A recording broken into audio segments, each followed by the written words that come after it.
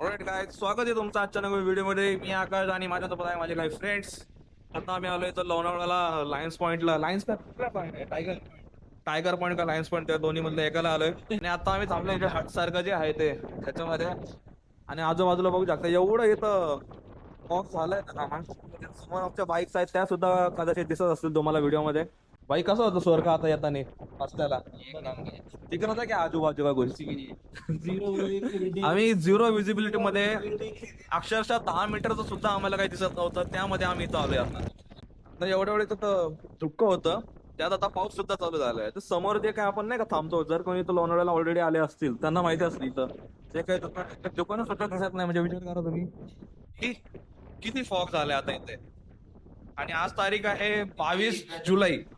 आणि नेमके जेव्हा आम्हाला यायचं असतं त्यावेळेस पाऊस चालू झालाय. नाही तर मागच्या 2 दिवस तर काहीच पाऊस नव्हता. आणि जसा आम्ही आज आलोय सकाळपासून रात्रीपासून पाऊस चालू आहे दुसऱ्या इथे. आता बघू आता पुढचा प्रवास आमचा कसा राहतोय. त्यात आम्हाला खाली गोष्टी डॅमला सुद्धा जायचंय.